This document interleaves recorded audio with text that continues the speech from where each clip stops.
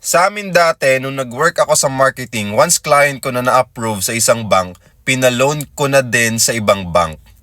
Salamat sir, okay, sa pag-comment. Actually, pwedeng-pwede natin gawin yung guys, especially sa mga nangailangan talaga ng pera, no? Kung kailangan natin mag-cash loan or personal loan, kung pumunta ka sa isang bangko or sa isang financial institution, pwede ka rin nilang i-refer sa other bank or sa other financing company or sa mga ibang lending company para at least marami kang ma-approvean, okay? Marami kang options, marami kang additional na loan, okay? Kung kailangan na kailangan mo talaga ng pera.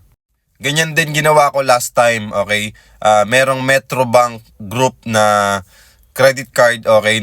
Ino-offer nila yung credit card nila and then nag-sign up ako. And then sabi niya, sir, okay lang ba na i-refer din kita sa ibang bangko for credit card? Sabi ko, sige, yes, okay, basta legit, okay?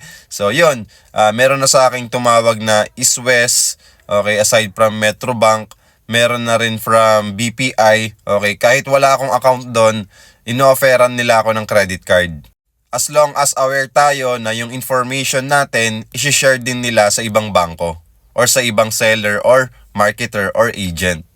Pero kung property loan ang pag-uusapan at kung naghahanap ka ng murang rent-to-own condo, for as low as 10,000 to 25,000 cash out only, pwede ka nang makalipat, ready for occupancy na, pwede mo akong i-follow at i-message mo ko. 2-bedroom unit na ito na lifetime ownership, no hidden charges, accessible at malapit sa lahat at sa mga sakayan, malls, schools, etc. Kami pang bahala mag-process ng loan mo. Pwede kay Pag-ibig, pwede kay bank financing, pwede kay in-house financing. Siyempre, hindi lang naman BDO yung hawak namin. Meron ding BPI, meron ding iba pang bangko. So kung interested ka mag-loan din o kay bumili ng property through financing, Pag-ibig or bank financing, just follow me and message me.